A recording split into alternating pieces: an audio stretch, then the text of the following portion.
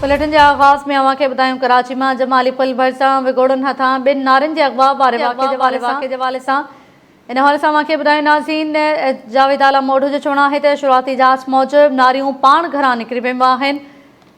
Karachi police सहबरा जो चवणु आहे त नारियुनि जे घरां निकिरी वञण वारे वाक़े खे विगोड़नि सां न ॻंढियो वञे। अवां खे ॿुधायूं पिया जमाली पुल भरिसां विगोड़नि हथां ॿिनि नारियुनि जे अगवा वारे वाक़े जे हवाले सां कराची पुलिस सहबरा जावेद आलम मोढू जो चवणु आहे त शुरूआती जांच मूजिबि नारियूं पाण घरां निकिरी वियूं आहिनि।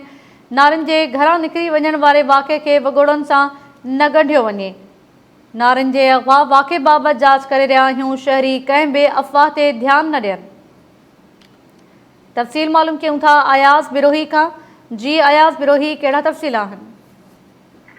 जी बिल्कुल तारा, कराची जमाली जो शिरपसंद असां जेके छोकिरियूं आहिनि अगवा वारो ही मामिलो आहे। एडिशनल आईजी कराची जावेद आलम मोढो पारां बयान जारी किया वियो आहे जंहिंमें हुन चयो आहे त शुरूआती जांच मूजिबि उहे छोकिरियूं पाण ई घरां जेके आहिनि उहे हली वियूं आहिनि ऐं छोकिरियुनि जे घर मां हली वञण जे मामले खे विगुड़नि सां न जोड़ियो वञे ऐं कराची जे कंहिं बि इलाइक़े मां कंहिंखे बि अगवा जेको आहे उहो न कयो वियो आहे। जावेद आलम मोढो चयो आहे त छोकिरियुनि जे मामले जी जेका जांच आहे उहा करे रहिया आहियूं ऐं तफ़सील खां मीडिया खे जेको आहे उहो आगाह कंदासीं ऐं शहरुनि खे अपील आहे त उहे कंहिं बि अफ़वाह ते कन न धरनि ऐं हिन वक़्तु सोशल मीडिया ते जेके आहिनि उहे अफ़वाहूं सरगर्म करे थी रहियूं आहिनि।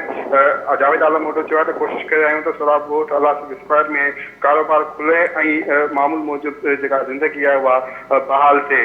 इन हवाले सां एडिशनल आईजी इन ॻाल्हि जे हवाले सां चयो आहे त शुरूआती जांच मूजिबि इहो पतो पियो आहे त छोकिरियूं जेके आहिनि ॿई जेके जमाली कट जेके जिनके उहे पंहिंजो पाण ई घरां निकिरी वियूं आहिनि उन्हनि खे अगवा नाहे कयो वियो।